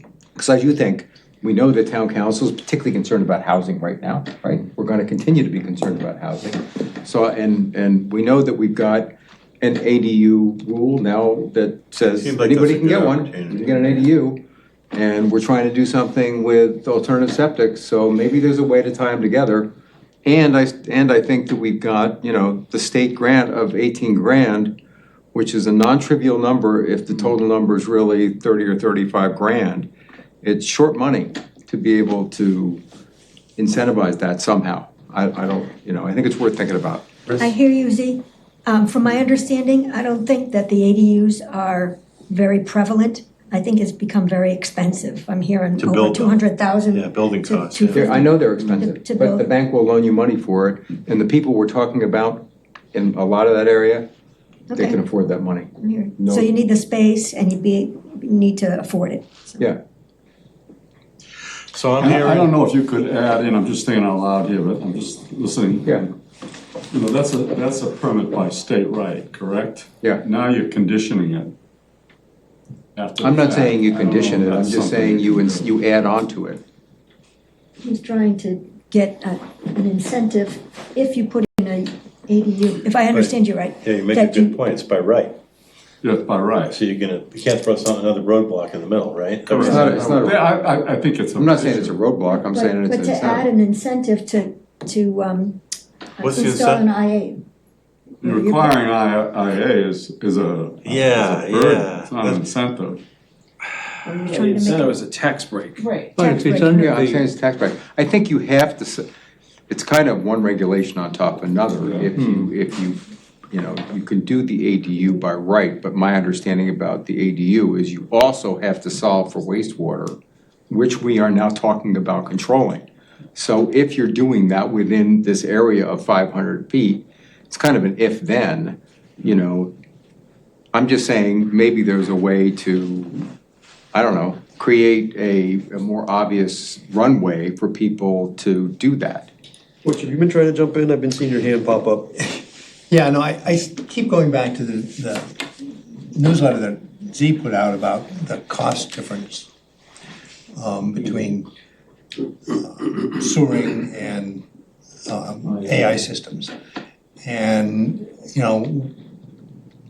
we're talking about, everything is, a lot of the reasons people aren't gonna wanna do this, go forward with some of this, is because we're just adding more expense on top of more expense. Should we be taking a broader look at the overall plan and seeing if the ratio, if we can't reduce some of the sewering costs by increasing the number of AI systems, and maybe bring down the total project cost? So I would argue against that. I'm sure you particularly- would. I would argue against it for a number of reasons. But where I think that does come into play, as we talked about earlier, is that and what we've always talked about in the plan is if we do the alternatives and then can prove to DEP this is what we're getting out of it, then phase 3, and that's why phase 3 was done the way it's done, is the prime target that we'd like to remove from the plan if we could. I think you're gonna have a difficult time for other reasons going through, for instance, in 3 bays. And I understand you don't agree with the model, but it's what we're regulated by. You can't do it any other way and get it. In fact, when we had the first CWMP, we submitted it, modeled it, and it came back and said you need to sewer more, not less. And so we ended up having to add more sewering into it to be able to actually achieve there. So we're not gonna get there. And remember, sewers there are a 0 because they're taking it out of the watershed. They're not a 5 or 10 or 6 or 2. It's a 0. So there's nothing that I know of in the IA world that's gonna get a 0. So I just think it's very difficult right now. Additionally, what that would do is we have to reopen up all the modeling on everything You basically have to start over again. But Rob, maybe Butch's suggestion is the cost of phase 3. Is that part of what you're? Right, but I don't Make think you that can take, pitch. but I don't think you can take that off the table yet. Yeah. The hope is that ultimately we could take that off the table. If we can explain to the council that Sure. there's a likelihood, probability that we can reduce X millions of dollars in phase 3, that's a starting point. Sure, yeah, I guess where I differ on that is I wouldn't say, there's a possibility. I wouldn't say likelihood, probability, because that makes it sound like, Yeah. I don't know that to be true yet or not. Could get- I believe in the technologies that we're talking about, and that's why I think we should add them into the system. But aren't we at some point of the town saying, no, we're just not gonna fund this system? Well, unfortunately, I don't know if the town's gonna ever have the ability to say that. Because the regulators are out there that are saying, you have to. And then additionally, CLF's also still snooping around even now, and stuff. So we've been able to, I think, to date, and if CLF's listening, I'm not meaning this in any disparaging way, I think to date, we've been able to at least satisfy them to some extent on some of the issues, or at least the courts, that what we're doing is diligent, correct, and appropriate. And so I think if the town ever got to the point of saying, we're just not doing it, I don't think that would go well for the community. I mean, at the end of the day, I can't tell the community what to do. Yeah, but if you bring a high enough tax bill to the voters, they're gonna say no regardless of what the courts say. And I guess, I'm trying to think of, is there a way that we can make the total bill less expensive so that some of this stuff is more palatable? I would argue not at this point. Rob? I guess one of the things that you said, Rob, was to the other weight of measurement. You were saying if the CWMP has 0, we'll make the load 0 in 3 bays, but that presumes that we have solved the effluent disposal piece, and or that we've banked are able to bank how much it might cost that engineered approach to occur. Let's say RO was necessary. So that's another kind of aspect to that. So Sure, but Tom, I think you might have misunderstood me. What I said is 0 is that at any individual property, the nitrogen residual at any individual property on sewer is 0. Not that in 3 bays itself, nitrogen will be 0. So that was the point, was if you're comparing technologies on any individual property, knowing that Okay. already we're pushed to try to have the sewer more to try to just to achieve. Okay, but that also assumes that it's all heading over to the east as well, so you're getting it Right. all out of the watershed. Yeah. Right. Glenn, go ahead. I would just suggest to everybody to think maybe we should start with these AI systems in places that sewer's never gonna happen. Right. You start there Yeah. and then you go to phase 3. And that's part of what Amber showed us tonight, the Yeah. second version are areas outside sewer areas. And we'll meet every 5 years. That's another, And we'll update. so. Yes, that can be a Chris, counterbalance. taking You good notes say, here. well, we're now going to 5% from 0%, but on these other areas where we were doing 70% is now down to 10%. Yep. That could be balanced out. And that's a starting point. I think that makes sense. Then there's less conflict, right? So we'll need another Well- map. Less interpretation. Sorry? It would be, it's very basic, like you're saying, it's Yeah. never gonna be sewered. It's never gonna be sewered. Yeah, so Yeah. let's do something now. So if you need to, yeah. That's It is- this. People might look at that area of Osterville and the high density there and say, well, wait a second. Let's give us a little time to, I don't know, maybe do that conventionally and or with a neighborhood type sewer or something like that. Yeah, I'm glad you said that, Tom. My other thought, and it kind of fits into this category, if you know where I'm going. We've already had a debate, we'll do it again. I know. You wanna do it again, we'll do it again. But just, we should have all I'm saying is we should have a conversation here. Because there is just everybody's aware, there is an intermediate, this on-site IA, which is what we're talking about, the central sewer, which is what the plan is. And then there's neighborhood cluster systems, okay? Which is what Tom's talking about. All I'm saying is, we should have that, we haven't had that conversation. You guys have taught about it. I don't remember there being a lot in the plan about it, discussing economic comparisons, blah, blah, blah. So it would be interesting to have that conversation. So let's put that, can we put that on our list, Chris, of things to address? Because I think it's, They mentioned it today on one of the slides. One of the slides. had yes, that they did. We collective- did talk about that at Yeah. the Mass Tech. So just briefly to go down that rabbit hole, so we did do that with the RAC. We looked at it. There was a number of studies at the time that still exist now that showed that there is economies of scale when you do wastewater. So it's a much more expensive way of dealing with it. Really? Additionally, they have residual. So if you're in, for instance, the Three Bays area, what we really got presented with at the Three Bays area is we had to get it out of the watershed, period, the end. Any residual nitrogen you left in the watershed, you would have to just sewer more to try to overcome for. So they became non-starters pretty quickly. I think the point here is in the areas outside the sewer areas, we're thinking about IA, maybe we should also think about clusters Yeah, outside of that. the other conversation I'd have with that though is then who manages it?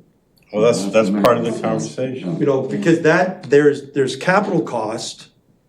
Yeah. And then, you know, as Glenn could tell you, then there's operating cost and expense. And so now all of a sudden, if you're saying the town is gonna manage those. Yeah, my suggestion is we not discuss this now. I'm just suggesting that we should talk about it at some point, and it would be a good amendment, because there's not a lot of discussion in the CWP about it, I don't think. I'll go read it again. I've only read it 4 or 5 times. I'm still learning, but. Well, the other question I have is, other towns around us who are involved in these discussions as well. I know you've been involved with Wellfleet, but Falmouth and Mashpee and Yarmouth and Chatham, where are they going on this stuff? I've heard none, at these meetings, I haven't heard any real, have they been dealing with IA systems and Falmouth where are they is going? pretty What are heavy. they They're struggling with it. I mean, Chatham's 100% sewer. Say again? Chatham's 100% sewer. Chatham's 100% sewer. Wellfleet- Orleans is 100% sewer. Wellfleet's going 100% IA, right? No, Wellfleet's hybrid. Okay. It's about 40% sewer, 60%. Yarmouth looks like it's going, I'd say traditional more than anything else. We're traditional. When you say traditional, what do you mean? Sewer. Sewering systems. Sandwich. Falmouth is. Falmouth's trying to figure it out still, I think. I think Mashpee's got some interesting stuff. There, at one point they were looking at the shellfish piece, they were looking at all that stuff. I don't know where they've settled. Last I knew, they had 3 plants they were designing and going for the more of a traditional approach at this point. Sandwich, last I heard, and I lived there, so I should know better, and I apologize, is more traditional. I've never heard anything on the IA front there. I can tell you all 6 towns on the island, Vineyard, are looking at an IA component. Edgartown, very little. Chilmark and Quina, 100% IA, no sewer. So it's because of the density. So when it would be interesting at some point, I don't know when, but for me anyway, because What is everybody else doing? kind of get more specific about, what they're doing in terms of, are they using time and travel? Are they telling people they've got to do it as a general rule, or are they phasing it in? I mean, I think it would just be helpful to hear what other communities are doing in the neighborhood. I agree, but I would also suggest that you hear more about what's happened on Long Island, because they're 10 years ahead of us, times 10 people.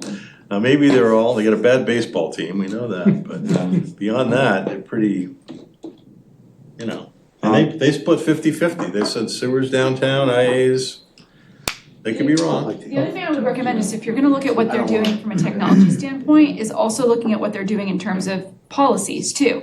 Because there's often a lot of misinformation or just general feedback about the policies set here. For example, we have a 6-month sewer connection deadline. Mashpee has 90 days.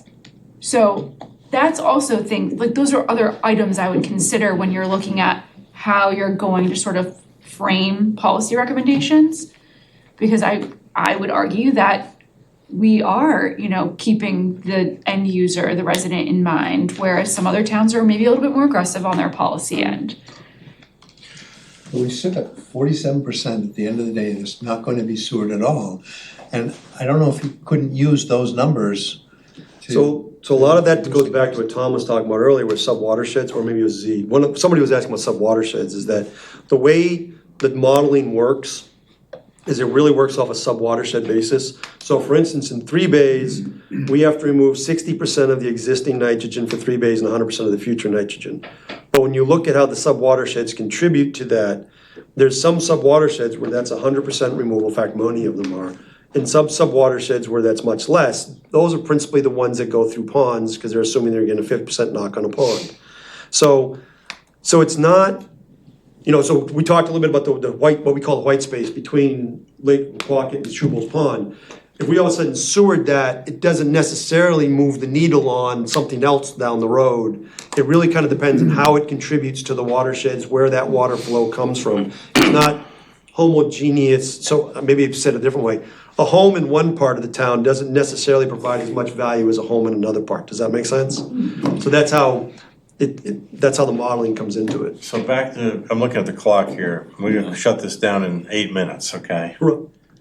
So back to your suggestion, you're willing to draft what we're thinking about hearing as a. Yeah, so, I mean, I'm happy to go back, if you guys feel you're ready for that, I'm happy to go back and start, Chris and I could start trying to capture, I mean, I'm hearing a lot of 500 feet, I'm hearing a lot of, build tax incentive into it, I'm hearing a lot of at sort of natural life, those are the things I'm hearing. I think so. That means Is that, if you're ready for us to go try to draft something up and bring it back to you, we're happy to do that. Want to see Yeah, something? it's gonna be something in front of us that we can concentrate. I'm just getting concerned with timing here, okay? Because we have a lot more to talk about, but you're right, this is the big one. But I think while it's fresh in our minds, we had the site visit today, we had a good conversation tonight.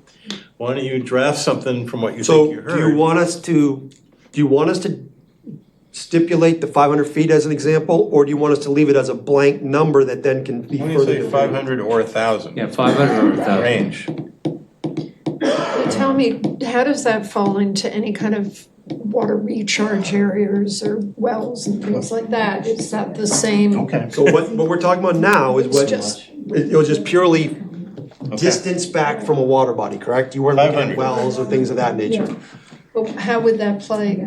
Is there anything in for like wellheads? We could, we haven't. I mean, 400 feet from a wellhead's already protected because it's the zone one, zone Let's one. start with 500 feet. From water bodies. Yeah. Okay. And by the way, again, I hate to keep bringing up Wellfleet, but they just did this and they defined it from wetlands boundary. I don't know what you think. What did you do from? What? The parcel boundary, Well, but how'd you start with the water? From? yeah, so any Looks property, like the estuary, right? yeah, any property that abuts the estuary, there's like a parcel boundary associated with that, so that's how we set. But what if you have a big wetland, a salt marsh? You start at the edge of the That, salt yeah, marsh? it's a parcel, so it counts. Well, but. If it's a salt marsh that is a parcel, it counted. No, that but make our sense? property. No, I'm saying measure from the salt marsh Yeah, back. edge, yeah, so this is like, for instance, Barnstable Land Trust owns some salt marsh areas on the upper portion of the 3 bays. You know that area, right, Scott? So it would be included here. So it's included in this map. Okay.